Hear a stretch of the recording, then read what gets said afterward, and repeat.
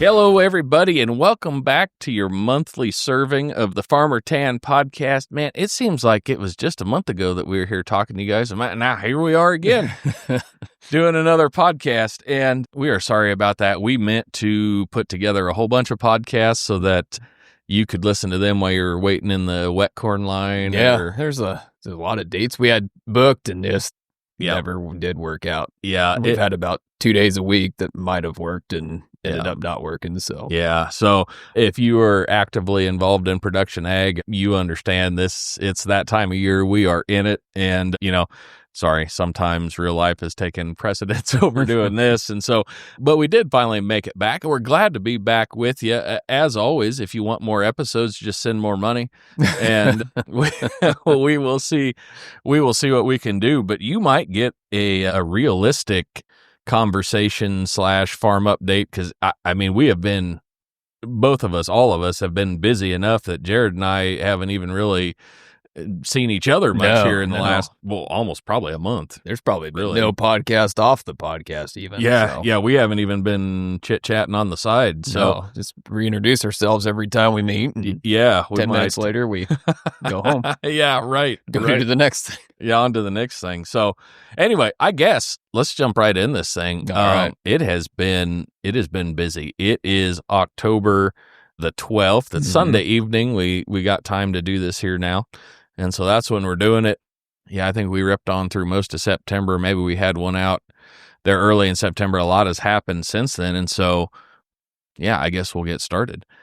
On our side, one of the things that has kept us tremendously busy lately, it's not even farm related, but just kids. Mm-hmm. And anybody that's either going through it now or has been through it, you just know that, we don't do every activity there is to do, but our boys are active in some things, and it takes some time. So that is a good thing. We were glad for that. But cross country, Tanner Man's been running cross country this year in junior high, and we had the last meet. We had state on Saturday. Oh, okay. And so we got that done now.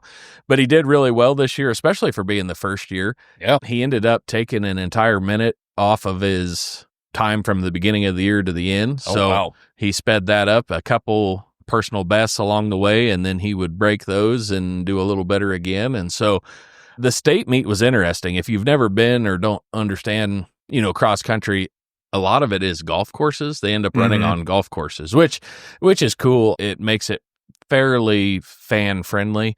The state meet was a true purpose built cross country course. They run through the hills and through the woods, and it was the real deal. Made it hard for a spectator to see them much. Yeah. When they were running, like say at Broken Bow, they make one big circuit kind of around the outside, and then they start zigzagging their way back and forth across the fairways and different things. And so you can kind of just walk across the course and see them at different points. That was really not the case down at the state meet. So that was kind of crazy. But so do you work on your short game while you're waiting? Oh, yeah. A little bit. But you're supposed to stay off the greens, and so you got to be careful. Well, yeah, you can't be playing in the sand. I wouldn't recommend driving at a state cross country or any cross country meet. Well, it could add an extra level of excitement. That would be. Yeah. It's like Wipeout / cross country. Right. So that would be fun. Yeah, absolutely.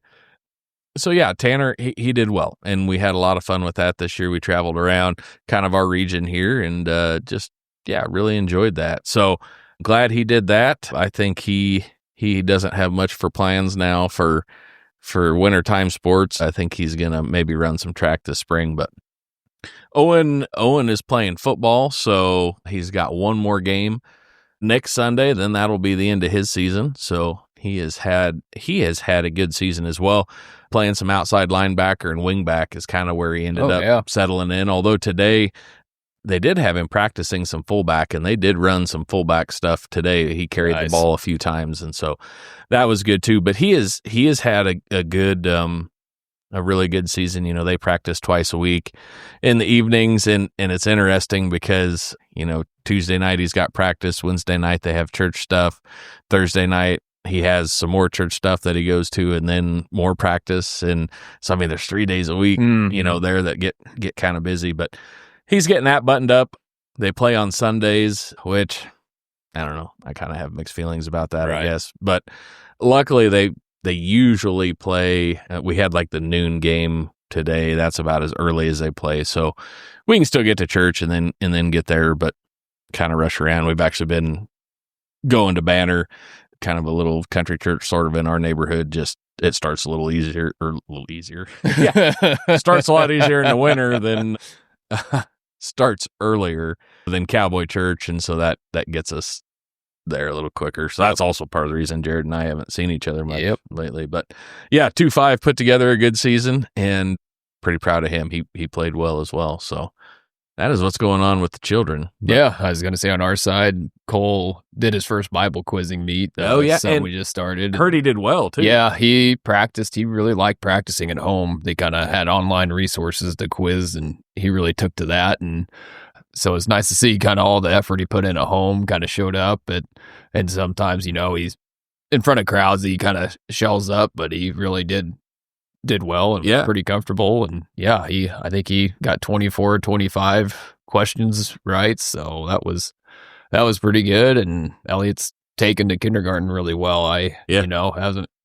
He enjoys going, so that's always good. And that's half the battle. Yeah, that's right. You never know with him. He's got an opinion about everything, but luckily this is a good opinion. I've always liked that kid. Oh, yeah. And then Kimberly, she's about 1 now, and much to her mother's dismay, I think we got another ornery one on our hands. She takes great joy in not following rules. Oh, yeah. Or learning rules just to break them, and being chased and all that good stuff. So I think that's a lot of fun, but sometimes that gets a little hard on Mama don't like that. Well, that's pretty narrow-minded. I was going to say, when you're not an ornery person yourself, I don't think you much appreciate that kind of behavior. But Molly's not ornery? No. I mean, no, probably not. Yeah, I suppose. I don't think 2 ornery people can marry each other, but maybe I could be wrong. Yeah, I don't know how it seems like one's ornery and one's completely the opposite to balance it out. Yeah. Yeah, I'm kind of the tame one in our marriage, so that's good. Yeah.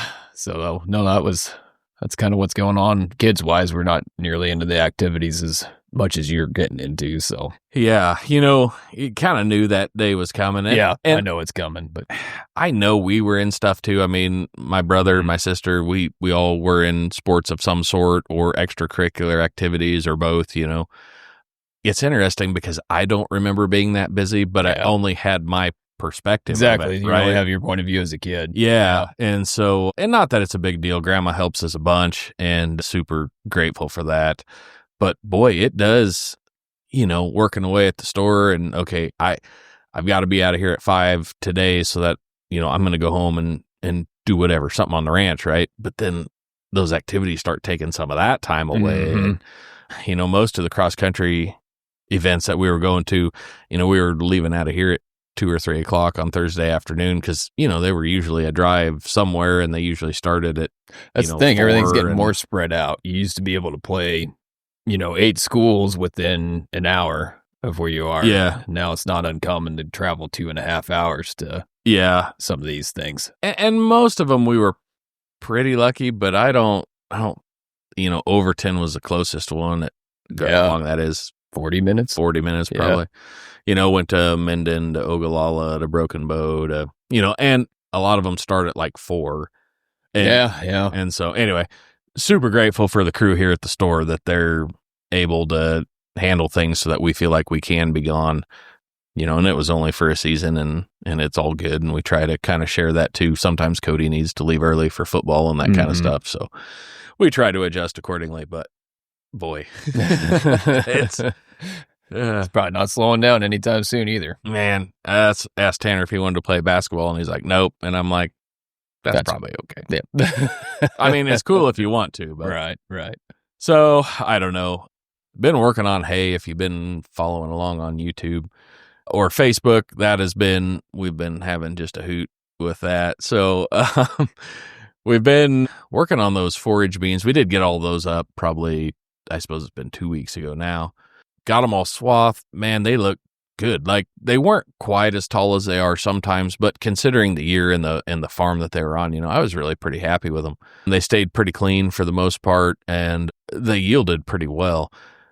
the week we were going to cut, we decided to hold off because it was one of those cooler weeks, but it was cloudy and damp and overcast and foggy, all that nonsense till 1 o'clock. And then maybe it'd kind of break off. And, that. The one thing that I am not a fan of is I don't like getting those things cut and put in a windrow in that situation. Yeah. It takes just that much longer to drive. It does. So we decided to wait. So we waited a week. Then we got some decently warm weather, and they were moving along pretty quickly. Like we really needed to cut them because they were probably a good half pod fill, which is about the upper limit of how far I like to let them go before we cut them. Looked at the weather. There's some weather coming a ways out there, but I think we're all right. So we got them all cut. We actually laid them out pretty wide. We were like 2 or 3 days away from being able to bale them, and then it set in and started raining, and it rained and it rained, and then it'd get almost cleared out, and then it rained again. And I'm not upset about the rain, but I think we had like 4+ inches of rain on those beans after we cut them. There's a couple big rains in there. Yeah. So that was kind of disappointing. Anyway, we did finally get them dried out, got them raked, got them baled. They don't look as bad in the bale, and we need to get some feed tests on them. They'll be okay, but that is honestly the largest struggle with soybean hay we have had since we've started doing it. We have just... Yeah, we don't typically get moisture in the fall. Nah. It's pretty few and far between, but like you said, just a lot of humidity hanging around. Yeah. It's not typical of our fall weather to have humidity. No, which is part of the reason that bean hay works pretty good is you still end up with 80-degree days, but the humidity's all moved out. We usually got sunshine and, some breeze or sometimes straight up wind. Yeah, right. And it usually just works pretty well, but that was not the case this year. So that has been the biggest struggle, I think, since we have started doing those in whatever 10 years we've been doing them. So I guess 1 out of 10 ain't bad. Yeah. Got started mowing down cane then, or sorghum Sudan, or looks like bamboo, whatever you want to call it. Man, stuff is tall. So when we first started doing that stuff, we would cut it once, and man, it was like a jungle, And so we started cutting it twice. You go 40 days or 40 inches, whichever comes first, mow it down. That's first cutting. When it was time to do that, we were right in the middle of rain. And like, man, cane just does not like to dry if it gets rained on a lot. And it would not have worked. I mean, we had like a 2-week rainy spell there. It would not have worked. And if you let it go too far, then it doesn't like to regrow as well. So we decided to punt. We'll just cut it once. It'll be fine. It's not fine. The stuff I finished, I cut roughly half of what we were going to cut the day after I cut the bean hay, so it got all the same rain on it. We got it baled up last weekend. I got the rest of it cut this past week. Sitting in the tractor, the stuff's headed out now. It's probably 1.5 or 2 taller than me when I'm sitting in the tractor. I mean, this stuff has got to be 12 foot tall. So needless to say, we're in like second gear at like 2 mile an hour, 1.7. And I have bought almost a metric case full of crimper drive belts because when it feeds, it's fine. It's not really that it's tall and woolly, but at some point it'll start dragging or pushing ahead of the cutter bar. Like it's cutting the plants, but then instead of feeding them through, it just pushes them ahead. Yeah. Well, if it sucks one of those through and everything's not right, or you're not paying attention, you'll let all the smoke out of the belt, and then that belt doesn't work real well after that. Could you just put your belt spray on it? It's funny that you mentioned that.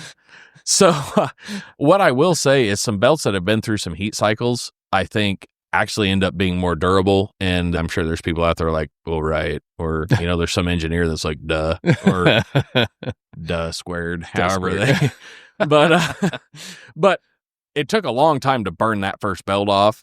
And then I put 2 on just back to back. They're soft yet. Yeah. They haven't cured, or I don't know. And so I got the tape measure out. They've got a nice little decal on the side. You're supposed to set your spring tension so the length of the spring is 11 inches. So I set the first one to 11 inches, and I cut maybe 10 acres, and then all that smoke flew out, which was really disappointing because that was kind of a new belt. And so then I put the next new belt on, and I'm like, well, I'll show you 11 inches. And so I put 13 inches worth of spring tension in that, and it did better longer, but we ended up smoking that one too. Put another one in, left it at the 13, and it actually made it quite a long time. And I think we're kind of over the hump, I guess now. Maybe we had enough heat cycles on it, it cured it out, and it's ready to go. But yeah, it's frustrating. I will say shout out to New Holland for building some gearboxes though, because there was a couple big old wads of that stuff that we pulled through the crimpers that it bogged the tractor enough that like the torque out of the PTO would rock the tractor to the side when it pulled it through the crimper. So that was... It's a good slug. Hey, good job building good gearbox. All right, but hey, here's what I am going to complain about this, right? That Swather was brand new when I bought it. Now, I bought it in 2012, so it's got some age on it. However, why? We had a John Deere 35 pull-type silage chopper that was built like, I don't even know when the 35s were built. Probably the early 80s, mid-80s maybe. They had a gearbox for the feed rolls and the header drive, and you could reverse it. Oh, yeah. Why can you not reverse the crimpers? Oh, you can't. No. Oh. No, so it's a frustrating. It's a dig it out by hand job. Yeah. You know, when you plug that thing up, there's no like, well, kick it in reverse, spit it out the front, and take off again. It's a dig it out by hand. Ooh. Yeah. Seems like that should be an option. Yeah, so I text my local machinery dealer, who I think listens to this podcast, and he's like, well, the new stuff for Pelds do. Maybe we just get you into one of them. Oh, hey. And I'm like, I'm willing to deal if you are. But I don't know if he's willing to deal as much as I am. Yeah. So I understand, like, right, you don't want the thing running wide open and just hit the reverser and shell a bunch of junk out, but like figure out if you a do way. it wide open, that's on you. Right. Like figure out a way that I could shut the machine. Maybe you just have a lockout that with things spinning, it's not even able to shift. And then you shift the thing into reverse and you can restart it. And I don't know. Because that would be easy if you could. Yeah, that makes a lot of sense. Or if they just double drive the crimpers off each side, that'd give me two belts. Yeah. Double my belt capacity. That also makes sense. Or I was thinking about this, make the diameter of the crimpers about half again as big as they are, so they're even bigger. Put even more steel to them so they have a bit of the flywheel effect, so that when it pulls the slug through, we're spinning and grinning, right? Sounds like someone who's been fighting crimper plugs thoughts maybe over several days. Maybe a little. So anyway, we got it all done, or the stuff that was all down, got that baled, got the rest of what we're going to knock down. And then there's a pretty fair chunk I think we are just going to graze it standing. Yeah. We have done that before, had good luck with it, and I think we're going to. Probably not far from a frost when it'll just go down anyway. Yep. So I think that's what we're going to do. But, the baler ran pretty well. Hey, good. We got on a stretch that day. Aaron was raking and I was baling. We did, what did I figure? We did 188 bales in 3 hours. Oh, okay. So that is a bale less than a minute. Hey, so that's pretty thick stuff. Yep. We were kicking them out. Chamber was hot. Chains were hot. Sprockets were hot. Whole baler was hot. Like the side shields were hot. And so when we got done that night, I unhooked it out in the field and just parked the tractor up by the shop just in case. Because, have we enlightened everybody on our whole baler situation? No, maybe once upon a time. I don't know if we have. About how you have bad taste in balers. So you had what was it, John Deere? Was it a 568? Yeah, 568. 568. And you liked it, right? But I did, yeah. How many bales did it have? Oh, we were crowding 20,000. Okay, that's what I thought. It was over 20, but it was actually maybe over that. Maybe 22 even, and it was only twine tie. Oh, it was. Okay, that was the other part of it. So he comes and drops some feed off for me at my place, and we have a Vermeer Super M in the shop, and looking around at it, it's about the time we were looking at upgrading balers, and I was waxing poetic about it because, man, I love that baler that Derek and I share, and we haven't really had any issues with it. I mean, we put in some maintenance to it, but as far as kind of leaving us high and dry in the field, it's never really done it. Maybe one or two occasions, but been a real solid baler for it. I still like it. So, yeah, I was waxing poetic about it to Jake, so Jake goes out and buys his own, and he is not having the same experiences as I am. So I always have a little bit of guilt every time hay season comes around, and he's like, Have you ever had this happen or this happen? Or Yeah. by now he knows more about the baler than I do, even though I've owned it longer, just because he's worked on it twice as often. And I will say this, I am not, it is very, very possible that it's this particular baler.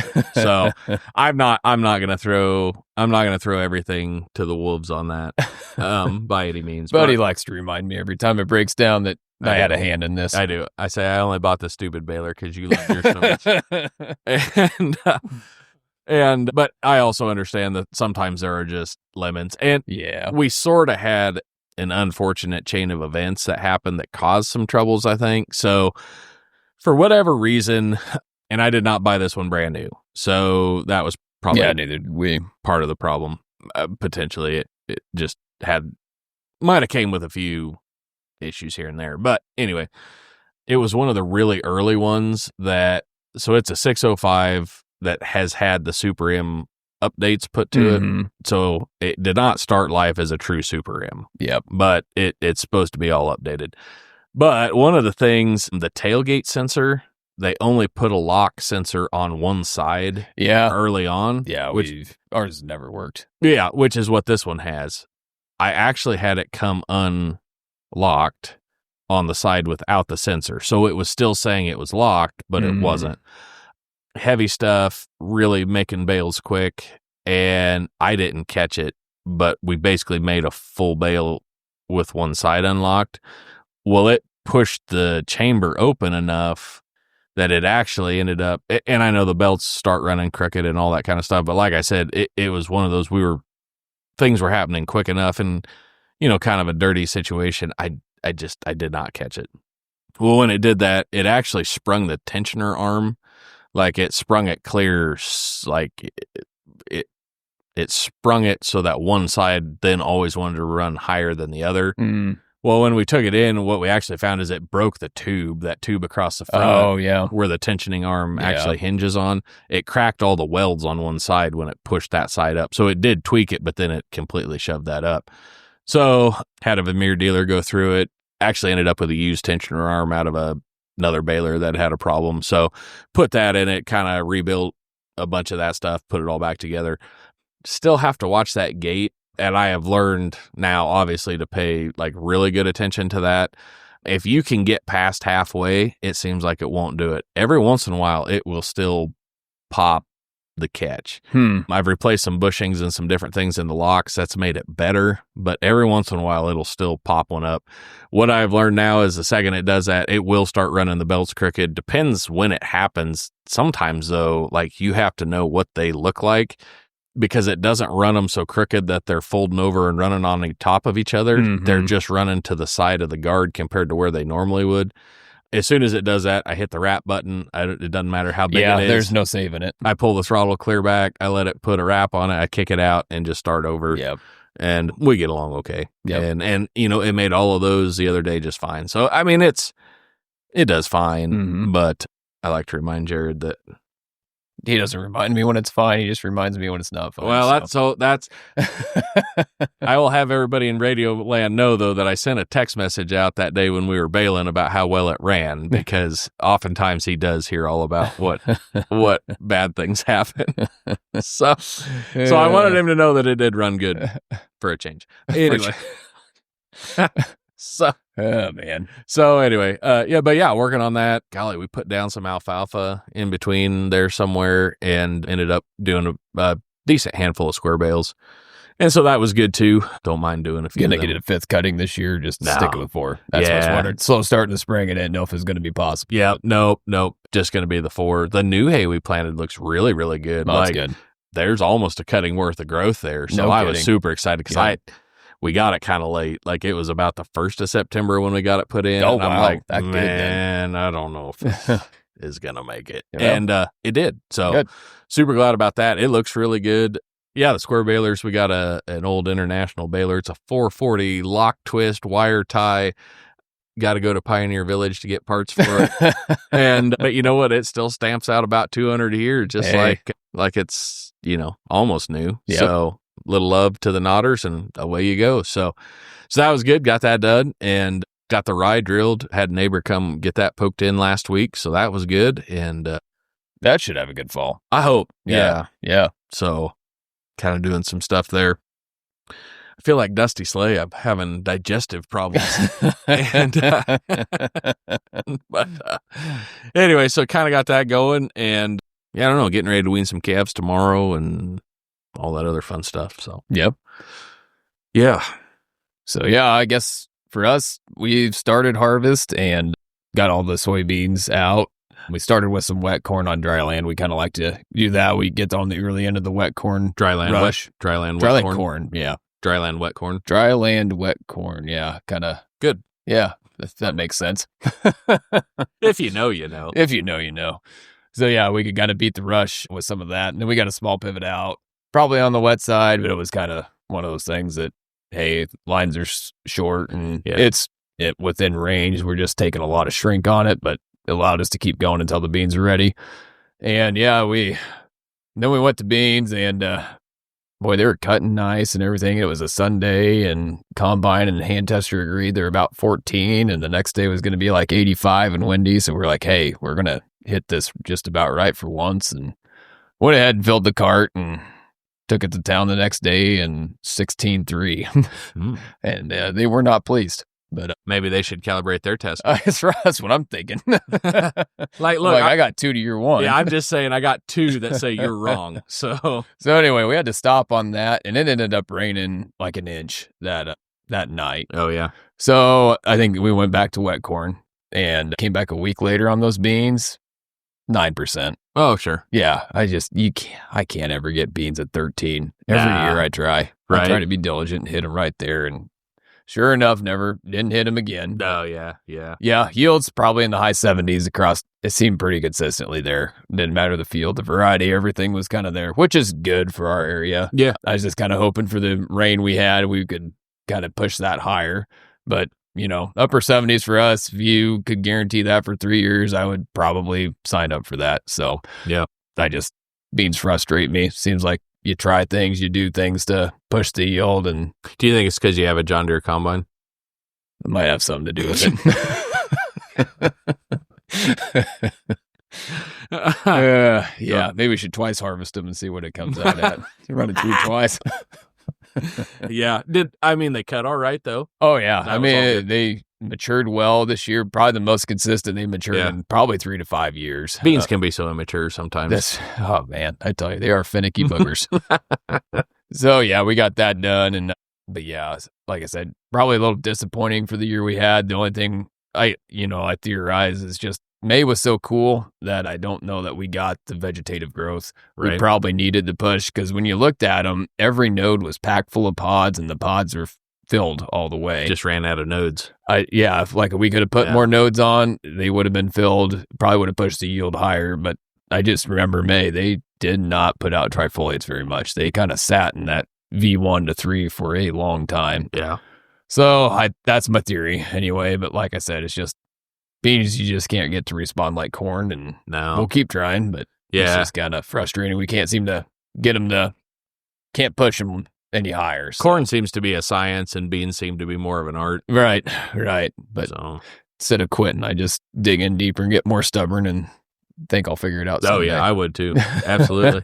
What, and you're running an S6 or an S7? Yep, S670, and we still just got the flex head, which Draper has been high on our list for a few years now. I know that would help.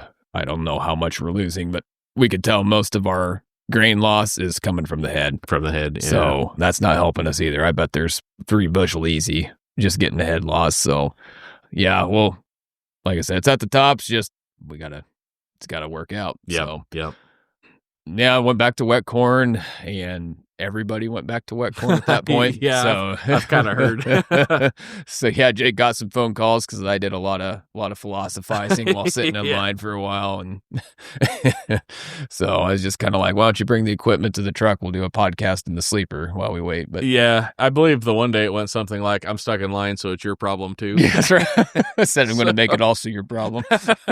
So, are you done with wet corn? Yeah, we kind of got shut off, so kind of hit the bushel mark we were hoping for. Kind of hope we can bring more in, but they still had a lot to go and running out of space. So Yeah. we gotta get. So now that we're not too far off from probably being able to take some corn to the bin. It'll be at that moisture, but took this opportunity to catch up on some things, and we're gonna weed tomorrow as well. So Yeah. get calves weaned. I don't know. I just like having them at home. So I'm looking forward to having calves around again and Yeah. starting that process, keeping replacements and all that. Yeah. This year we're going to actually keep the steers too and build a pen and probably background them and graze them through next summer. So Oh, yeah. yeah, that'll be the first for doing that. And that's kind of just more than we had the grass and kind of been backgrounding, been getting along good with that. So we'll just kind of, until we can grow our cow-calf operation back into the pastures that's kind of a stopgap, is just run yearlings. Run some grass calves. For a year. So, well, you'll find out if you got good fence or not. I was going to say, I'm already not looking forward to getting them in next summer, but it's just putting the pencil to it. It makes a lot of sense. Yeah. And I'm going to be terribly busy that day, probably. So just make a note of that. But yeah. So yeah, it's just it's that fall. Just got a lot going on. And it make it all fit. Yeah, it is the season for sure. What was corn yield like on the stuff you were getting in? I was pretty happy with it. Above average for sure. It seems like we haven't really done any scale tickets to know for sure what it's coming in at, but probably easily that 250 so far. And it seems like the little I've run the combine, once it gets kind of that high volume, it pings around a lot. So it's really hard to kind of get a good feel if the combine's even right. We haven't really fine-tuned the calibration. So it seems like the yields are going to be good, which is, like I said, we're going to need good yields to kind of bail us out of the poor prices, but it looks like we stand a chance of doing that. Yeah. Well, that'd be good. Yeah, I know it. Like you said, fall is a good time. It's a fun time, but boy, it's productive, busy. But like I said, it's just not enough of you to go around. And that's kind of been the theme of the year for me this year. And what do we got going on with all these flies that are buzzing around here? It's that time of year too, where they just attack the house. Oh man. You talk about yearlings finding weak spots in fence. Flies will find weak spots in a house. I tell you. And we joke about it being like them being sticky. Because I mean, they do. They're on the side of the pickup. They're on the side of the house. They trying to fly up your nose. No, those just like randomly fly into you and bounce off. No, it's terrible. I was up to the corrals the other day doing some stuff, and I was back in the square bales we made. So we make around 200-ish because that's what fits on this one trailer really well. And then that trailer just backs in the shed, and then they just live there. Handy. And so that works good. I was up there backing it in by myself, so I do what everybody does, and you roll the windows down so that you can see better. Turn the radio down. Yep, that sort of thing. And so I was backing it in and get out once to see how far I needed to go and throw a wood block back there so I knew about where to stop, and get back in and like, like they were just covering the dash and all in the cab. And so I get backed up, unhooked. I'm like, well, there's no reason to roll the windows up now. And so if I go around on the road, not through the field, it's 1.5 miles-ish or mile back to the house. And so I was like driving the whole way, like swinging my hat around, like there was something wrong with me trying to get all these flies flushed out of the pickup. And but now they're in the broadcast booth. We're overrun with flies in here. And we kind of at night in the house, like we'll strategically shut off lights in sequential order to kind of herd them to one light where we just hang a sticky trap. So we like shut off the kids' bedroom lights, but leave the hall lights on, and they kind of migrate out of the rooms to the hall, and then we shut the hall light off to the kitchen, so they migrate to the kitchen, and we just kind of set up a trap, and then overnight we just leave that light on, so hopefully they fly into the sticky trap. And that works well. Well, it seems like lately they're getting lazy or half dead, and nothing worse than a lazy fly. No, so then you got to vacuum them up off the lights. So which works fine as long as you put something over the vacuum tube or you dump it right away. Because we did that once also. You do not want to leave flies in a vacuum cleaner for long. No, that gets nasty. That's pretty nasty. That's a throw the vacuum cleaner away. Yeah, it is. And also, if you vacuum them up live, but then don't cap the end, like then they just crawl their way back out. Yeah. Pesky things. No, it's terrible. It's like they can't find their way out of an open door, but somehow they find their way in through a millimeter crack. Yeah. It's ridiculous. Dumbest things. We've also got I've heard them called cedar bugs or box elder bugs. Freddy bugs. It could be. Yeah, that's what I called them as a kid. They've kind of got the red stripes, orange belly. And we end up, for whatever reason at our house, we end up with like millions of them. Yeah. I mean, it's like biblical proportions of these bugs.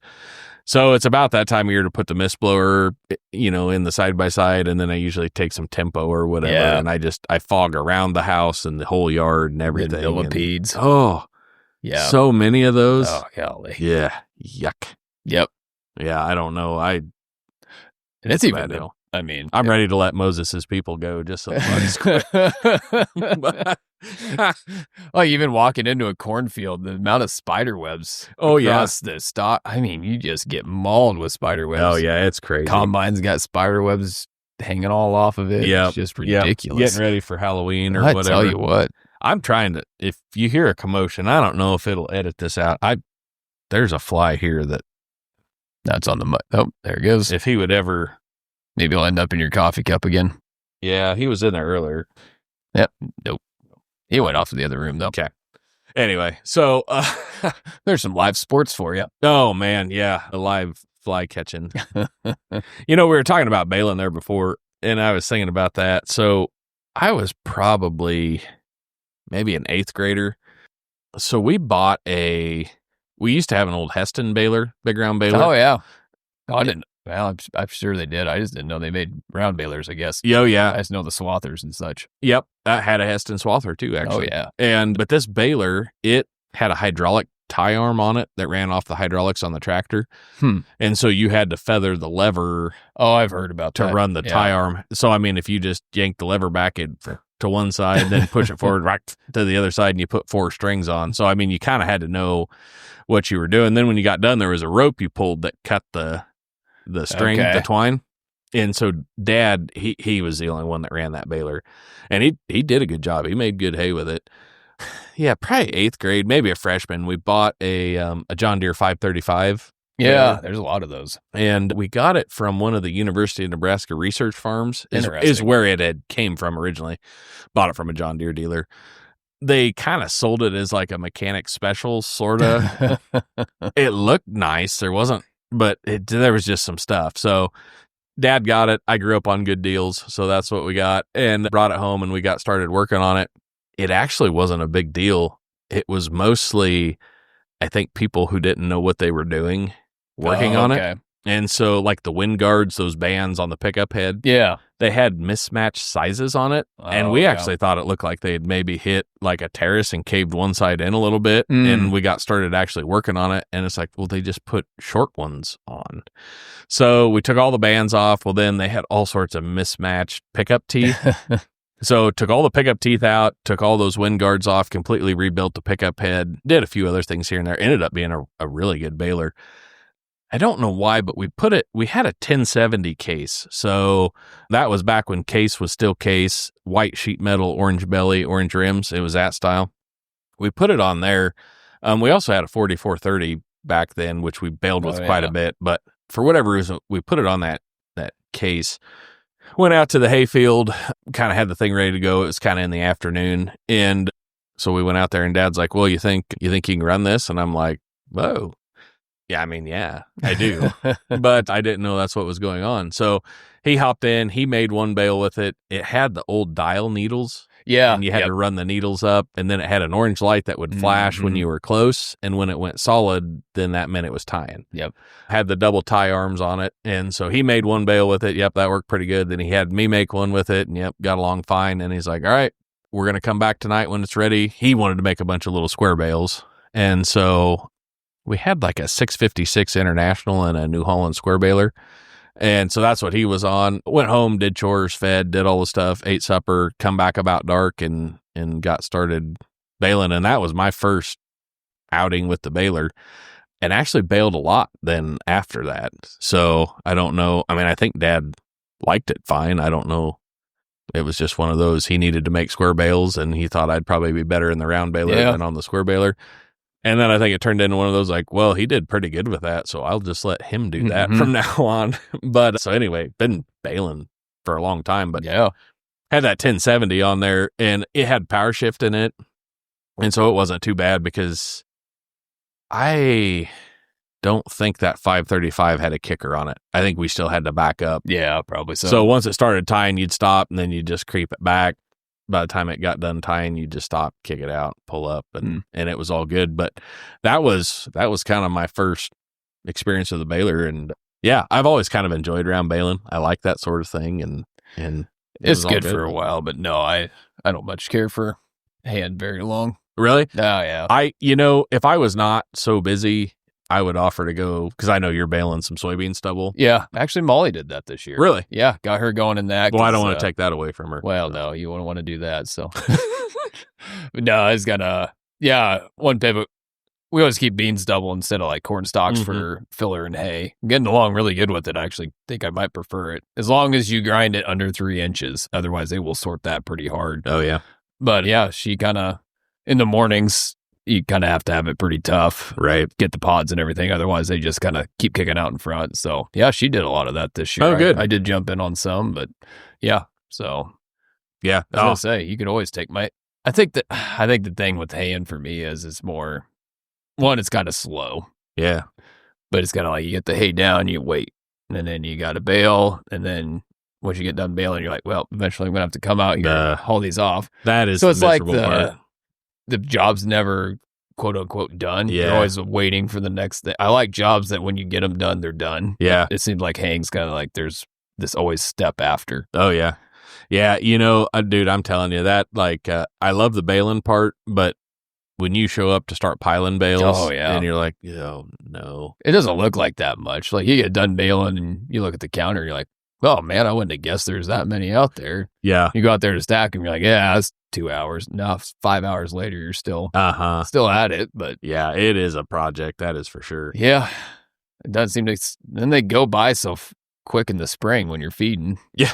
Right. Like, it took you, a month at the earliest to go from swathing to probably hauling them off if you kept on top of things, and you can feed that all up in a hurry. So. Oh yeah, for sure. It don't take long through the tub grinder. No, sure don't. Yeah, they make quick work of that. I like to throw a tough cane bale in there every once in a while, just to hear it ground. Just to hear it, but yes, like you hear them grinding over there, and you just hear it pull down. You're like, ooh, no, that's a good sorry one. about that. That was probably that low spot. I wasn't willing to wait to dry. yeah, or that's the first one I made to see if it was ready, and went, oh no, that's pretty tough. You were talking about Heston Swather, so we had one, and now I can't remember the number on that. Self-propelled Heston Swather. It was the 3-wheeled one. Yeah, Dad had one of those. That's the thing. That's the one I'm thinking of too. Yep. Ours. So it was a hydrostat. We had the one you pushed the entire steering column forward. Okay. So instead of having levers or a lever, however they were set up, ours you held onto the steering wheel. You pushed the whole steering column forward. That was the hydrostat lever, and then you turned at the same time to turn it. Those Swathers, the back wheel was just a crazy wheel. Mm-hmm. And so as you turned, you would take oil from, the left side hydraulic motor. You'd put more oil in the right side hydraulic motor on the drive wheels. And then, that's how you turned them. It's like a big Marty J. Yeah. Yeah. And I agreed to that. Like I knew what you were talking about. I have no idea what you mean, actually. So it's a type of mower. It's the same thing. It's got 2 drive wheels in the front and then a spinning wheel in the back. Oh, the only difference is the Marty J, you sit in the middle instead of way off the side like you do. So we sat, the Heston. Sat clear to the left on that. Yeah, it had a 14-foot head on that, slant 6 Chrysler in it. And man, I mowed a lot of hay with that thing. And didn't that thing get a little squirrely on the road?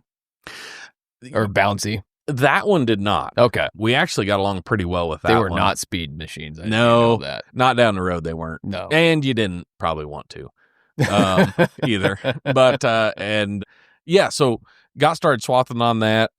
I remember my mom, there was one year we had rust in the wheat really bad. Oh man. And we cut a bunch of it for silage. And I remember my mom sitting out on that swather swathing rusty wheat with that thing, and she'd come in at night and be just covered. But anyway, so got started swathing with that thing, and I really liked it. And then along the line somewhere, Dad bought an 1112 New Holland, and so it had a little 4-cylinder diesel, and it had a cab and all that stuff. And man, that thing mowed hay. I think there's a lot of those around, aren't there? Yeah. Or there was anyway, maybe. Yeah. And they had it. New Holland must have made 1 million of them. Oh yeah. Seemed I like think everybody had one. they made it an 11-12 and maybe an 11-14. Ours had a 14-foot head on it. And it worked really well for cutting. We did a lot of rye or triticale back then. Okay. That New Holland just handled that stuff a lot better. And so we cut a lot of that with that swather. When we got started cutting grass hay, because that New Holland was a double drive, so it drove off both sides and you were only pushing 7 feet of sickle. And so it cut grass hay really well. Sometimes that Heston was a single 14-foot sickle, and it just, some of that grass hay, it would, it'd cut hard. Okay. Yeah. And we'd start breaking out the wobble box parts. It cut alfalfa like a champ, but sometimes that grass. I didn't realize the grass would be tougher on it. Yeah, well, I figured that'd be easier. No, actually the grass cut harder. So we kind of kept them both around. We'd run the New Holland and everything, but we'd use them both in alfalfa. And then at some point Dad traded that, and then we got another Heston. It was like a 66 something series, and it's been so long. I was going to look it up before we come in. I can't remember now what it was. It still had the same slant six Chrysler, but it had a cab on it, nice air conditioner. They moved the cab to the center, had 2 wheels in the back, but that one got squirrely on the road. Okay. It was I bet it was 5 mile an hour faster down the road than that 3-wheeled one. And it was, I don't know why, but it was light in the back end. I was going to say, it probably, a lot of those swathers back, how heavy the heads were. Yep. Yeah. It was pretty light in the back end on that one. You had to be a little careful going down the road with it, but man, it was a lot more comfortable to sit in that thing. Anyway, that was about the time that New Holland was about wore out. And so we just kind of needed to upgrade, and we got that little bit better Heston. My granddad was still swathing, and this is, I guess, a testament to those old slant six Chryslers. He was out swathing alfalfa, and I don't know if Dad went over to check the hay or check on Grandpa, or I don't know, but he was out there just mowing hay like a wild man. Partially because the pin come out on the governor linkage, and the thing just flopped over and went completely wide open. Oh, wow. I mean, completely wide open. And I remember Dad was like, "Didn't you notice?" And he's like, "No, I thought it was running good." So he was like, I don't know how much hay he cut that way, but I mean, like, thing just absolutely like floating the valves, screaming wide open. So anyway, Dad got him shut down, and we got new pin put in there. I think we had that thing another 3 years. We never had a stitch of trouble with that at all. I mean, the engine never gave us any fits, but I mean, it had to have been, it was redlining that thing big time, but yeah. That kind of reminds me of a thought experiment, if you want to partake in that, but we'll see. If stuff was still, let's say we weren't at the point we are now with ag equipment, let's just say it was today, you just had to go back to open cab, smaller equipment. It's just turn the years back 40 years. What do you think the industry would look like? Well, because I think there's a lot of people who farm now that would not be willing to at least do as much as they do. Yeah. In those kind of conditions. Yeah. Yeah. I mean, 40 years ago they had cabs though. Well, 50. Can I interest you in 50? No, I know it. I think you would probably see, just if you looked at the landscape as a whole, I think you would probably see less high acre farms and more people, running a smaller number of acres, right? Because you're probably not trying to run 10,000 acres with that equipment, right? Like you're running a 12-row 7,000 series pickup fingered deer planter would have been a huge planter then. Yeah. And you were probably picking corn with I don't know, you would have had like a 1460 or a 1480 International, or probably like a 7720 Titan deer, maybe an 8820. Man, that would, the amount of machinery power you'd have to run some of these same acres now. Mm-hmm.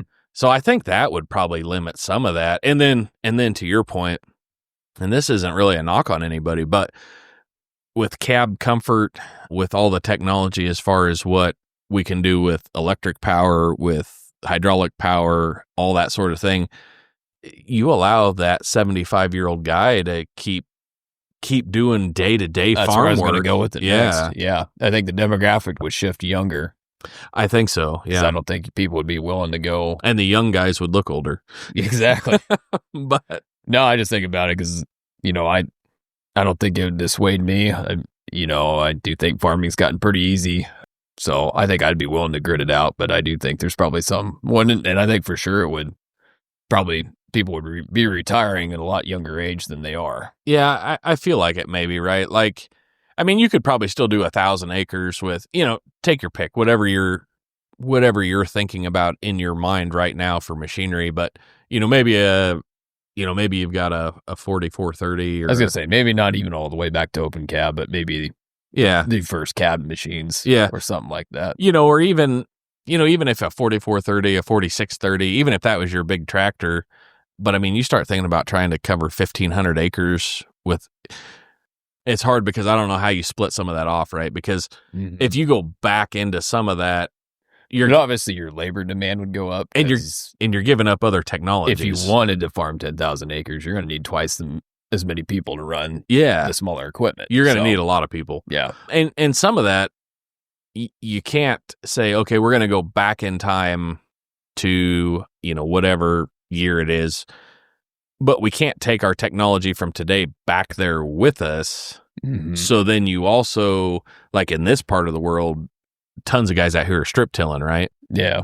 But if you go back to 1970 or whenever you're going 75 or the 60s or whenever, take your pick, whenever you're going, but you're not going to be able to take that strip till technology back with you. Mm-hmm. So now we're going back to ridging. Yeah. And we're ridge till stuff. And cultivating. And so now you have tillage requirements that are different. So, now you're talking about, okay, well, maybe you have 1,000 acres of corn and then, some beans and whatever, but now you've got to pull a cultivator and a ridger through all of that. And so, I mean, I think you would start limiting farm size. And we've talked about it before, like farming now is hard work, but in a much different fashion. Yeah. Oh, yeah. It is not like how a lot of people picture farming used to be. It used to be a lot more physical labor.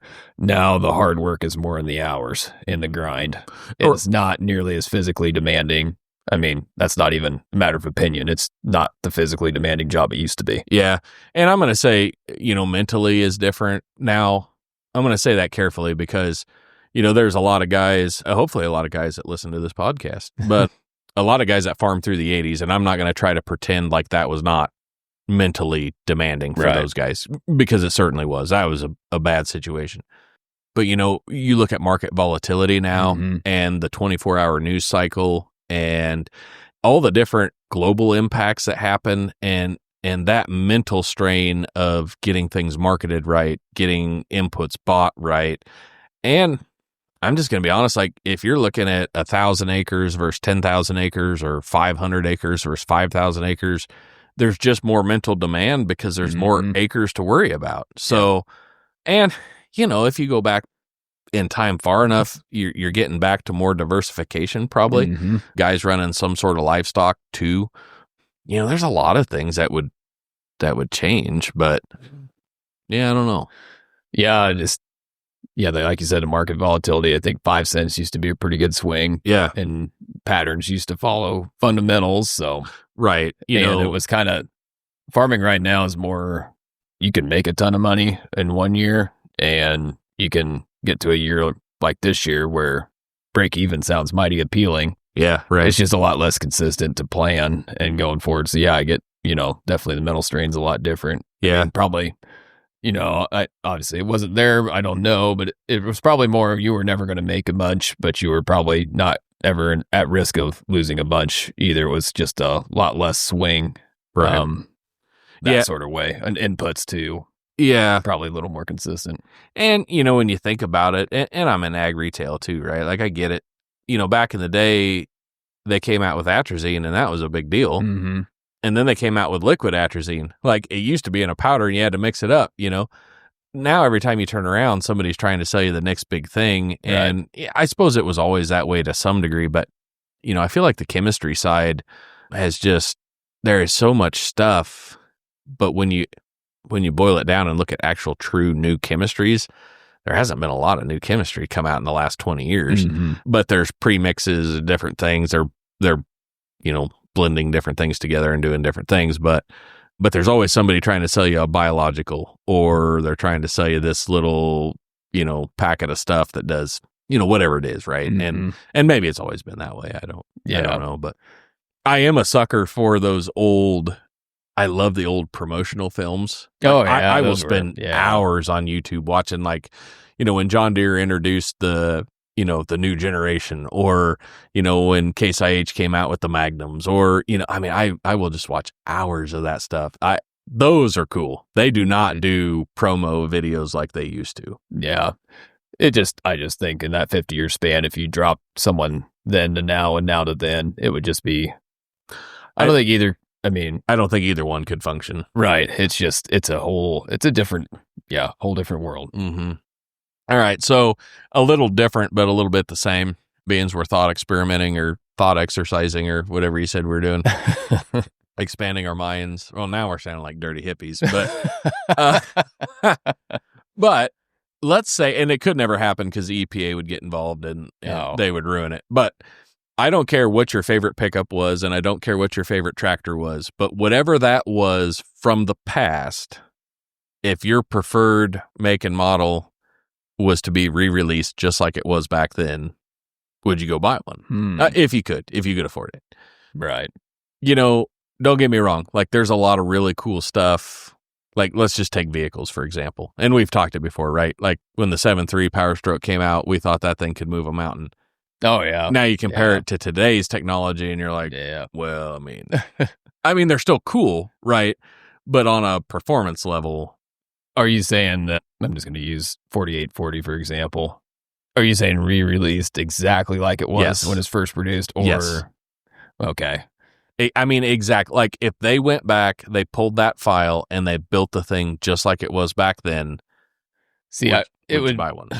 I'd have to almost consider it like oh man, I can't even think of the word. I just buy it to have it to use on probably some stuff, but more just for the nostalgic factor. Right. But it would not fit my operation the way I currently run it for a lot of things. Yeah. Now, if you would say they re-released the 4840 exactly like it was, but with the hydraulic capacity and the horsepower now, and maybe throw front wheel assist with it, but you made it $75,000 to $100,000 cheaper than the same ARX. Right. Oh yeah, I would give up the comforts and stuff that go with the new tractors. All right, just to save money to go to that. Just so we're clear, so you want a 4840 with front wheel assist, better hydraulic capacity, more horsepower, and more creature comforts in the cab? No, not the creature comforts in the cab. Oh, okay. But I'm saying I would be willing to give all that, the electronics, the guidance, and some. Because you basically just described a Magnum. So, but yeah, I'm just, I've thought of that too. Like, if they just came out with, let's not even go back, there's just an economy model tractor. Yeah. The same thing, but we're just going to strip it down and get rid of a lot of the fancy stuff on it. And you could pay a lot less. I think that would be pretty appealing to me. Yeah. So here is my angle on this. And my operation is different than yours. I'm not row crop farming, so that does make a considerable difference in what I'm looking for. But if you went back in time, or not even back in time, but if Case IH came out and said, hey, we are going to build 7200 series Magnums again, 7210, 7220, 7230, 40, 50. We're going to build them again just like they used to be, brand new. I would stand in line to get one of those because it had just enough stuff. Like I said, my operation's a haying and ranching operation. I don't need big row crop capability, which is a market that I think those would be popular in. Right. So I had a 7130 once upon a time. If I could get a brand new 7230, reasonably priced, of course, or maybe even just what they released them for back then, would be reasonable in today's market. 7230, it has a 3-point big enough to do everything I need to do. It's going to carry my, 2-bale carrier. It's going to do all the stuff I need to do. Plenty of power to run the swather. It could run the baler, could do all the stuff, easily adjustable hydraulics, power shift transmission, enough creature comforts in the cab to be okay, right? Like digital dash, nice air conditioning, air ride seat. that's all I need. Mm-hmm. You know, you could put a loader on it. I wouldn't if it was brand new because you couldn't do that. But, you know, it'd pull the processor, it'd pull the feed wagon. It would do all the stuff that I'm looking for it to do. I don't need a 8R. Yeah. Like that. And I don't need cases brand, because even if you go and you're going after like a Puma or whatever on the case side, like, yeah, it's the smaller horsepower, the 150 to 80 to 200 horse tractors, but they come with so much stuff that I don't need. And that's kind of something we're starting to see now is everything's got to be pushed towards, you know, the people that can buy new equipment, right? You're building new equipment. You want to make it for people who are buying new equipment. Sure. But it is affecting the secondary market. Exactly. It's getting to the point where those of us who usually kind of clean up that when it's traded in, now the trade-in's even more, you know, exceeding more than what we're willing to spend. Yeah. It's just the gap's getting wider from the primary to the secondary market. Yeah. And I'm kind of curious to see how it'll shake out. We're seeing it in, you know, those, I don't know what class they are, the X9s, the A11s. Yep. Once those get traded in, there's not anybody to pick those up because it does not fit the smaller operation. Yeah. Yeah. And, you know, so I do wonder, and, you know, y'all think that people farm or ranch or whatever. You do things the same way everywhere that we do here. And that's not true. Right. You know, I watch enough YouTube to see guys that are farming back east that are still farming on a smaller acre scale. You know, you end up with a lot of livestock operations that, they might want a 200 horse tractor or maybe 250, even depending on what some feed wagons are 200 horse requirement to put on the feed wagon. But a Magnum fits that bill. Like, they don't need. I was like, you don't need the guidance and all the high capacity hydraulic and all these additional things that row crop, you know, uses nowadays. But you just flat don't need it for a livestock operation. You know, so I'm going to jump that to the pickup side now. And so we still got a 98 Chevy half ton. I love that pickup. It's got some issues revolving around iron oxide and different things. But if Chevrolet, and I love that body style, and don't get me wrong, like the old square bodies are cool, but here's where I'm going with it. Okay. Following you now. That 98, it had good air conditioner, or good enough, right? Had good heater, decent windshield wipers, had a good radio.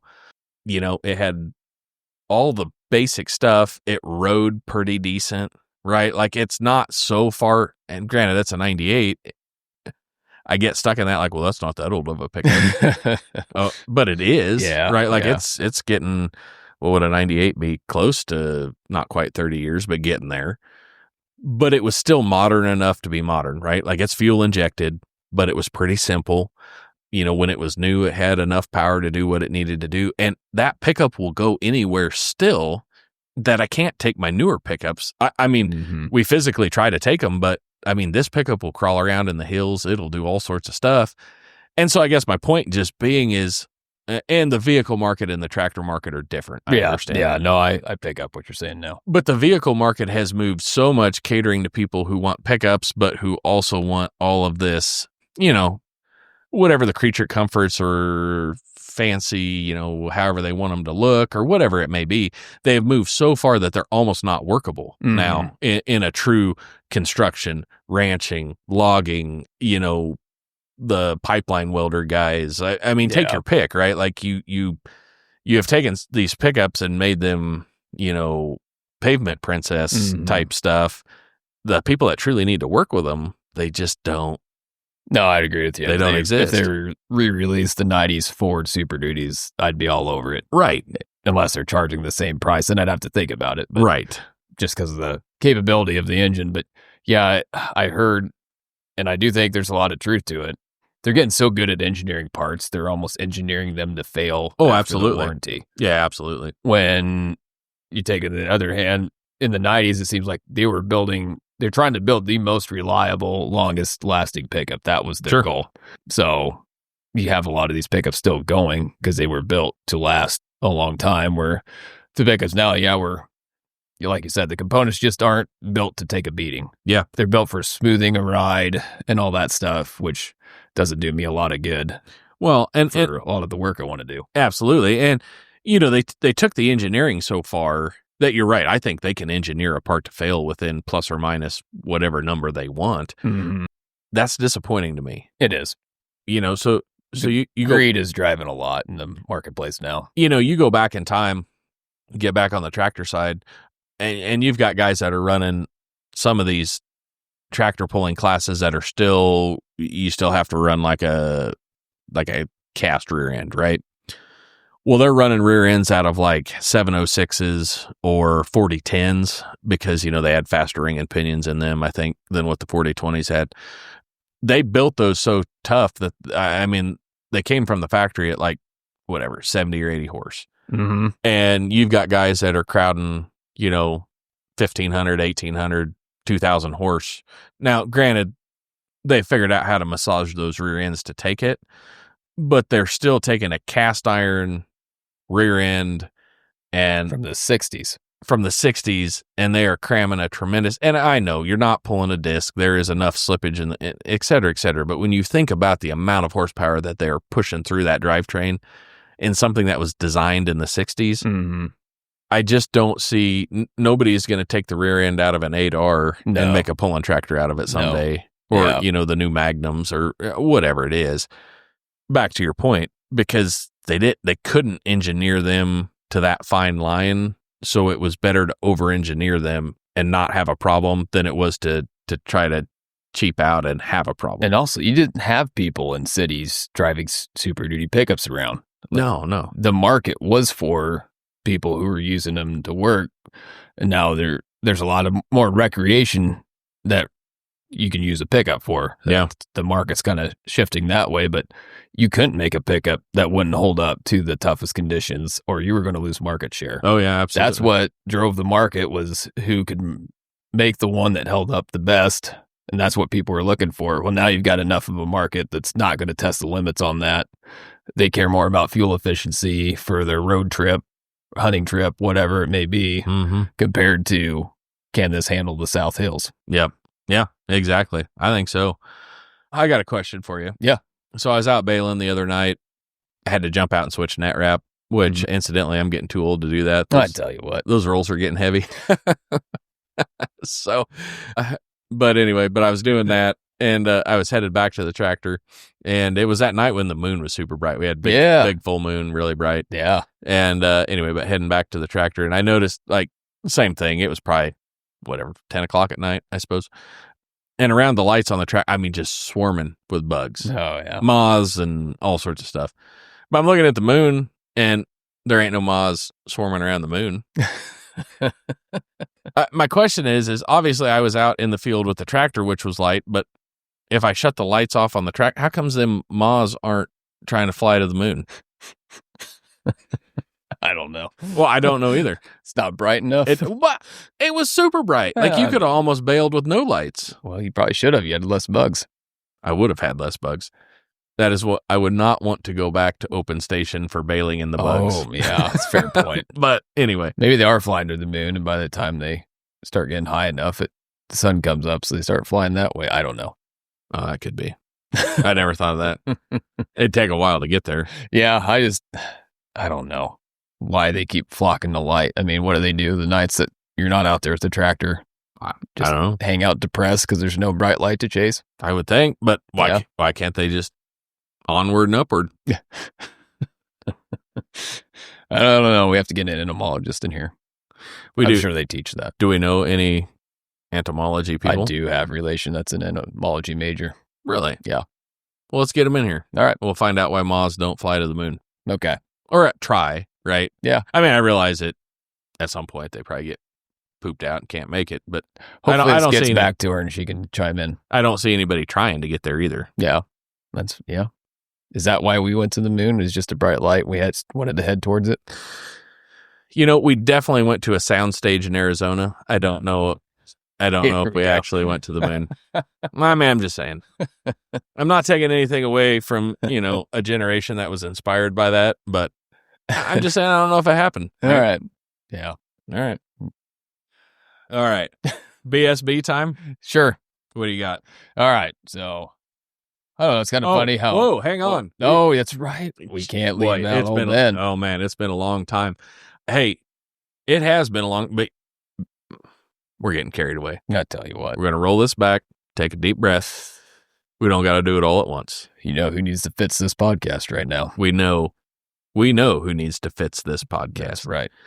We are deep in the throes of harvest. Yes. If your harvest equipment is not running correctly, specifically the GPS and the other, the stuff that you would not have had to worry about. And you're telling me something that hasn't stopped working by this point. I'm going to say that's not true. Yeah. You're lying. I think so as well. If you were out there farming 1,000 acres, picking corn with a 1480, you're probably not having this problem. But that's not the world we're living in. Maybe during all this rain, you had a mouse get in and chew some wires. Could happen. Maybe the rubber boot on a sensor cracked and now you've got some corrosion there. Maybe you have some satellite issues and they got all wonky and now your receiver's not picking stuff up, probably because you forgot to update your subscription. Yep. Hey, any of that stuff. If you have any ag tech parts and pieces that are not part and piecening like they're supposed to, we want you to get a hold of Ben Fitzwater, Fitz at Ag Works, Eastern Nebraska. He is probably so busy right now, he don't want to see that 4020. Yeah. So put the 8RX on the auger and just let that thing rip. But he's probably got shear bolts on hand for that. But he might, and just take my granddad's philosophy, take the drill out with you, drill that hole out bigger, put a bigger shear bolt in it. Now we don't have to monkey with that anymore. That's right. Put the 4020 in the corner of the barn until you get harvest wrapped up. Then maybe you could take it over to Ben if it needs it. Or maybe he doesn't want to do that. I don't know how many people he's turning, quit telling people I fix that stuff. Yeah, that's probably right. I don't. So I don't know, but I do know that he is a certified, authorized ag leader dealer. Yes. He can work on all of that equipment for you. He can get all that stuff up and running. And I know he likes to think outside the box. And so if you're working on Bluetooth scales on the grain cart, perhaps, I bet he has an outlet for some of that stuff as well. So make sure you see Ben, Fitz at Ag Works, Eastern Nebraska, anything east of 81. And actually, we don't care. Anything east of Grand Island's fine to me. If you're willing to take it there. Yeah, why are we hemming him in on just a little bit of business there? Maybe even into Kansas. I don't know. Yeah. Or Minnesota, maybe. Yeah, northern Canada. Yeah, northern. Yeah, well, yeah. Or probably southern Canada. Or southern Kansas, anyway. Yeah. Northern. I get them mixed up. It's hard to tell. They're all very similar. They all grow wheat, right? That's right. So, Ben, he'll fix you up. Ben at Fitz at Ag Works, get down there and see him. Jared, if it's broke, fits it. All right, now. Okay. BSB. Tells us a lot about what kind of people we are, that most of our VSBs are like, which terrible situation do you hate the least? or which food do you like better? That's our two options. So this is another one of those. Oh, good. I love terrible situations. So this is on the cattle side. Oh, yeah. So this is kind of, which phone call would you buy, sell, and burn to the ground? First phone call, bulls are fighting across the fence, and they've teared a good amount of it up, and calves, bulls from both sides are all mixed up. Some in neighbors' pastures, some in yours, and it's middle. Of course, it's not when you have any downtime. You're in the middle of everything, and this has occurred. Second phone call, you're running stuff on stocks near a busy road, and you get a phone. You wake up to a phone call that you just got a bunch of young stuff running down this major road, this pretty busy road. So probably got hot wire strung everywhere. Deer ran through it, and critters are taking off. Last phone call. Well, it's not a phone call. This is just a scenario we're in. I forgot, but it's calving season. You're doing your night check. New moon, pitch black. Far side of the pasture is cow. You can tell has having a problem calving, and she's exhausted, and she's kind of more on the fight than you need to try to get her all the way back by yourself. Do you ever wonder why they call it the new moon when it's completely blacked out? Yeah, that does not make sense. All right, so no bugs flying towards that. No, no, All right. This pains you to buy anything. I hate all of these situations. All right, so a couple of clarifying questions. Yeah, just because the cow that's calving, weather is... Well, it's already bad enough, so let's say there's no precipitation. Weather's not a factor in Weather's this not bad. situation. The young critters that are blown all over the place, that is phone call during daylight hours. No, you wake up to it. Well, you don't know what time I wake up, so I just need to know. Crack of dawn. Okay. Yeah. And what was the other one? Bulls and that stuff, fighting and carrying fighting on. across, and you got herds mixed up. Do we like the neighbors? I mean, we're amicable. Amicable. All right. But neither of you got good corrals in that section. Okay. Well, as long as they're decent folks, I'm buying the bullfight because that is not imminent death to any of the critters. Mm-hmm. So I am probably buying that one because while none of us apparently have time to deal with the situation, it is also not, it needs dealt with, right? Right. But it's going to eat up your whole day because there's fence to fix and stuff to sort. It is, but you don't have the panic situation of something getting hit on the road or. Yep. Okay, so I'm buying that one. I'm actually probably selling the cow calving. I'm not looking to rodeo, but I have been in that situation before. It's not the end of the world usually. It can be kind of a bugger sometimes, but so I'm probably doing that.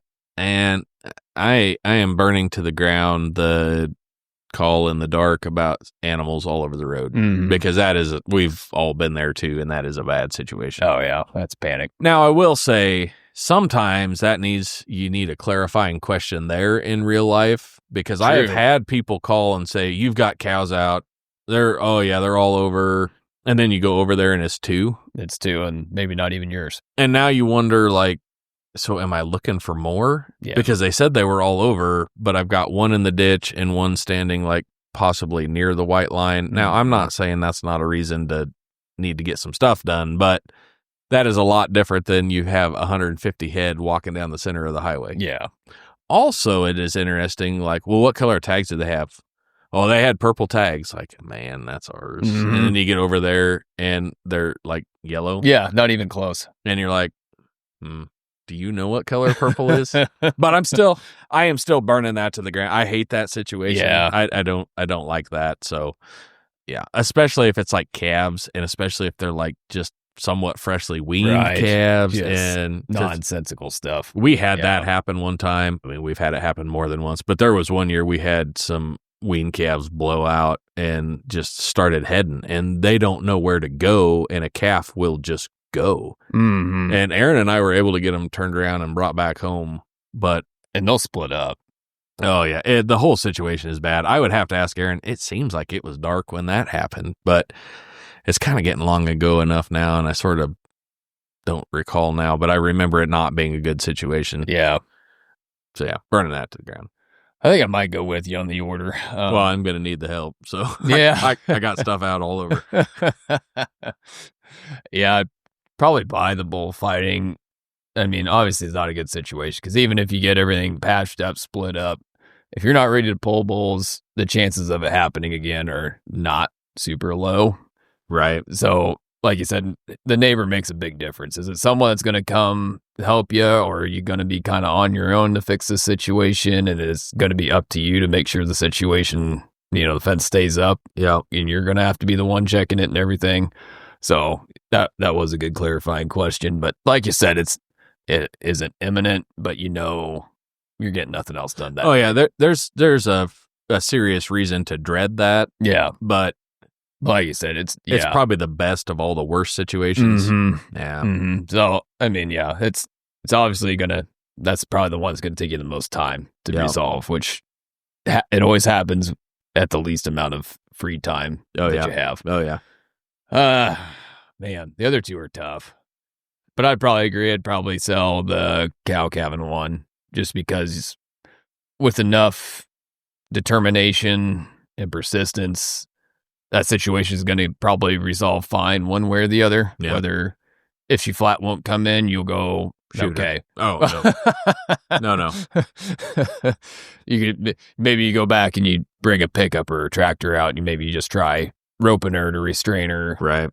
Out there, you might be able to figure out some way to get the calf pulled or something. It's just the pits in the pitch dark. It's hard to get cattle up anyway in the dark. So, because you can't leave headlights on your four-wheeler, that's just going to blind them. They're not going to know. Maybe you could rope. Is the calf, does he have a leg out, foot out? Let's just say he's backwards. Maybe you could rope that so when she takes off, it just plops the calf out for you. Yeah, or maybe she even gets worn out enough trying to fight you that she might just kind of lay down herself, and that'd be easier to kind of restrain her then and deal with the situation. But yeah, I've gotten plenty of stuff up at night, and I've kind of figured out the system, but learning how to do that is a really frustrating lesson to learn, and how to get cows up in the pitch dark. Oh, absolutely. And if you've ever been there, it's just it's a tough situation. You got a cow on the fight who is calving, and we had one, broad daylight out in the middle of a cornfield once, and she clearly needed help, went out there, and she was going to have none of that. And by the time we were done, we had 2 horses completely worn out. I mean, everybody was completely sweated up, and it is just a tough situation. Yeah, it's just no cooperation there. And no. Yeah, and obviously it's not something you can just say, well, we'll just deal with it later. It's got to be dealt with, and dealt with right then. Yeah, absolutely. But yeah, waking up to that call of stuff being out, obviously it just already sends you, and you start the situation highly stressed. Oh, yeah. Before you even know what the situation really is. Yep. So you're starting out at peak stress, heading into a stressful situation. And the thing with stocks and stuff out is it's not like, cows get out in the pasture, they're probably in another pasture, and they're going to be contained to that other pasture. Correct. When it's on stocks, it could be wide open. Like there could be no limit to where they can go. So if they decide to take off or split into 3 groups and head 3 different directions, and there's really no facilities nearby, because pasture corrals are designed to funnel cattle. When you're on corn stalks, even those corrals, you're trying to run them in backwards. There's really not a setup, so it can just turn into a lot of running around. Oh, yeah. It's way more stressful on you, and the calves are just kind of having a fun time. Even when you're chasing them, they're just glad to be out and free. But bad situation. It's just, if you're by yourself, that one would be the hardest one to resolve, because even if you get them back into the field, when one wire breaks, it can coil up for a lot longer. Oh, yeah. So kind of even figuring out where it's broke. Why are you by yourself? What's Molly doing? Actually earning money for us to live on. Oh, she goes to work that early? Well, if it's winter time, it gets light at what, 8:30? Probably. So yeah, she could be at work. I was gonna say, she's leaving you hanging like that. We need to have a chat with her. So no, I'm just throwing it out there. But yeah, that's kind of a call the neighbor situation. Yeah. Hey, I need some help. Yeah. For real, absolutely. All right, that is BSB, a terrible situation edition for October. And even if we do have another podcast, hopefully it'll be a better BSB. We got to think of more positive ones. That's what my mind always goes. Oh, I know. Which of these terrible ones the least? Yeah, all this bad stuff is going to happen. Which bad thing do you prefer? for real, though, I think that way too. We were sitting here talking, and we were talking about that old 1070, which I know silage is kind of past now. This would have been a good story for silage season podcast, but we were busy. So still something going. There is, yeah. Yep. So like I said, we had that John Deere 35, had a 2-row corn head on it, or a pickup head. We chopped a lot of haylage too. And we bought that 1070. It was really a nice tractor, especially compared to whatever else we had at the time. Those calves were not super awesome, but it had a good AC in that thing too, except it didn't want to drain the water very well. Oh, yeah. So if you hit a pivot track or something, you get rained on. Oh, yeah, it'd splash all the water out of the vents, and it'd end up all over you. But, the air conditioner worked good in that thing. The radio worked good. The cab was fairly tight in it. And I guess I'm comparing it to, we had a 70-40 Alice still at that time. I think with most of the glass taken out of it because, it was just hot and loud. And so the case was a good update, but did a lot of stuff, hauled a ton of manure with that. But one of the things it did was it pulled that silage chopper all the time. And so I always loved silage season. I really enjoyed that. We were bagging everything or blowing it up a silo at that point in time. Yeah, so I never dealt with that. Yeah. So we were running, if they're like the 714s or the 716 John Deere wagons that unload out the front. we actually at that time we had a deer wagon, a Gale wagon, and a Badger wagon. The Gale one, it was pretty nice. It was a tandem axle one. They all had the ribs on them. We just pulled them behind the chopper and chop into them that way. Prior to that, we actually had some farmhand wagons and a different Gale wagon. And so I think, and I can tell the story because bless his heart, Grandpa's not around anymore, but I remember when we were chopping this one field and it was deceiving. You kind of felt like we had a decent amount of rolling hills back there, and there was kind of one end of the field that sort of felt like it had some flat area where you could unhook wagons, but you had to be pretty careful. Your best bet was actually to drop the front tires in a pivot track and then unhook it there. Yeah. And I just remember Grandpa, I was not with him when it happened, and I was pretty small. In fact, I don't even remember what chopper they were running at the time, but he unhooked it, went to get another empty wagon to get started, and turned around, and that thing was taking off down the hill, and it was too far gone. There wasn't anything he could do. Watch him. So he just watched it go, and I don't know exactly. It hit a pretty good bump. I don't know if that's what upset it or if it turned the front wheels and tipped it over, but it ended up on its side. And I just remember Mom took us over there to watch, which I'm sure Dad thought was awesome. And they'd taken the feed wagon over and a skid loader, and they cut the top off the silage wagon and dug it out with the skid loader and then got it tipped back up. And I think that thing just went to the iron pot after that. But if you've ever pulled silage wagons, you just know that there is just that, we joke about batwing shredders, manure spreaders, feed wagons being hard on stuff, but silage wagons kind of are too, just because, you're hauling a tremendous amount of weight around with you, and you're putting them in tough situations anyway. And I remember that Badger wagon, they were not built as tough, and I went around a corner, I was pulling it with that 4430, I still remember it happening, and it just folded over it was like channel iron, but it was the stamped steel, it wasn't true channel iron. And the whole box just slid sideways on the rear part of the gear, just folded that over, but then it sat down on the tire.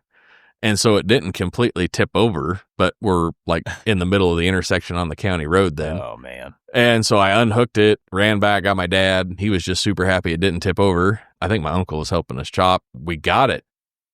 Boy, I think we kind of got it somewhat stabilized. I think we just unloaded it right there on the road and scooped it up, got it back over on the running gear, pulled it home kind of slow. And then we had the blacksmith shop actually remake us that piece with true channel iron.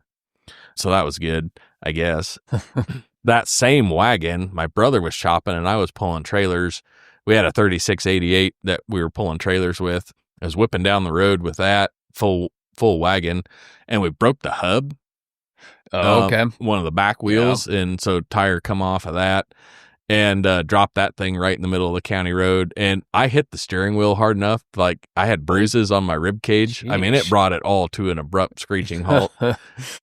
Dad was super impressed with that, like we were going to do anything different. But we ended up jacking that up. There was still enough, I think, or maybe it broke the center of the rim, actually, now that I think about it. It did break part of the hub too, but there was enough hub. You could get it on. Yeah, we could bolt it back on and get it home, and then had to put new hub, new rim on it. So that was a hoot. Yeah, sounds like it. But then I still remember too, Dad had one that he was pulling that Gale wagon, the tandem axle one down the road, and he broke a pin on the drawbar of the tractor, and the whole drawbar just slid out. Oh, and so then the wagon just kind of went off the road, and it was super flat there. So it just went down through the road ditch like it was going to go to the field. Okay. Which was great, but that worked out. Well, but there was an REA pole in the way and it mowed it off. And so that was kind of disappointing as well. And it took the REA pole down. Oh yeah. Yeah. Snapped it right off. Because that's what Dad was like, oh no. And he starts slowing down. And then he's like, oh, that's going to I don't want to get caught in the power lines. So then he had to maneuver the tractor pretty quickly away from the power line situation, which the lines didn't come down. It just mowed the pole. Oh, off. okay. So the line stayed up. It didn't fold it over. No, but it did. It broke the pole clear off, and it was a bad deal. So, so that was kind of fun. And we've probably talked about it on here before, but I still remember, and we were talking about point of view as being a kid before. So we were chopping sorghum silage. It was kind of late in the fall. I don't know if it was this time of year maybe, or maybe it was even a little later. It had been wet. we had this 3-corner field that it had a bunch of hills on it as well, and everything funneled down towards the pond, and that's where we were chopping. We had a self-propelled Heston silage chopper. If anybody's familiar with like Field Queens, it was a Field Queen. They just painted it Heston and put Heston decals, but it was the same machine. And pulling wagons with it, it wasn't the schooner box style. It was just the blow it out the spout. Pulling trailers with that. My mom was actually running that silage chopper, and she would chop until she spun out, and then she would just unhook the trailer there. My grandpa was pulling them home with the 706 and unloading them, and my dad and we had that 70-40 Alice, and we would go down and hook onto these wagons, but then it was uphill all the way to the road. Okay. And that 706 couldn't get them to the road. So Dad and I would go down. It was all dualed up, and so I'd jump out and he'd back up. I'd drop the pin in the drawbar and climb back in, and I mean, then it was just rolling coal. And so we'd take off up the hill, and he was probably in third or fourth, I suppose, and it had the power divider. So that in Alice's world, it was kind of a power shift. It was a foot peg on the floor. You'd step down on it and it'd step it into low or into high.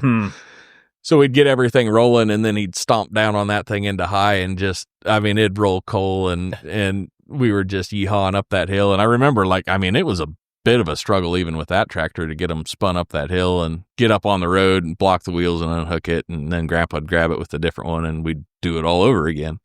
But I just remember telling him once, like, "Oh man, that was fun," and he's like, "It really wasn't." but I was probably 8. And it was fun. Yep. So anyway. Yeah, breakdowns mean a whole lot different when you're a kid. Yeah. It just for doesn't sure. mean much to you, but so I don't know. It's not near as disappointing as when it's your equipment. Right. And, anything that added extra adversity, whether that was mud or snow or anything, that was like more fun. It just added to the story. And then you got big and did that all on your own and realized like that's not fun at all. So I don't know. Man. But, well, I don't know. Been in it a little while. You got anything else, or? No, I don't. I think it's a good place to cut it off. Good place to cut her off. I don't want to start a whole new discussion. Well, I know that's kind of where I was at too. So I was thinking about doing a what are you looking at, but maybe we'll save that. Okay. Do one for next time. I see you're yawning, and if you're bored, I'm sure everybody else is too. So. I ain't bored. It's just it's that time of year. Yeah, it's just sleep's hard to come by. It is. So I think we'll call this good. If you're still hauling wet corn, you'll probably get through this whole episode in line. So sorry about that, but that's the way it goes. Otherwise, have a good harvest. Be safe. I know it's tempting to do something silly in the heat of the battle, but don't. There's people at home that care about you, and you don't need to go sticking your arm in something that's already running, or, that desire to run all night. I know that is there sometimes, but just if you're going to do it safely. Don't need anything bad happening there. We care about you, and on top of that, we don't have that many listeners, so we can't afford to lose one. So don't do anything dumb. But be safe. Good harvest. Hopefully, if things go well, we'll get another 1 or 2 ripped off in October, but that's just speculation. That's not a promise. That's the intent. That is the intent. And like we said, we intended to do this one 3 or 4 times, and here we are. So here we are. Anyway, but thank you for riding along with us. We're going to pull up here and kick you out at the end of the field. We got to call Ben at Fitz at AgWorks anyway, because this dumb yield monitor's not reading right. It's only reading 250, and I'm sure it's at least 280 corn. Yeah, exactly. So we got to get Ben out here to get that tuned on. Why don't you shut the gate on your way out so the cows don't get out? Yeah, be a deer, do that. Yeah, we would appreciate that very much. And we will see you back here next time. Bye. Yeah.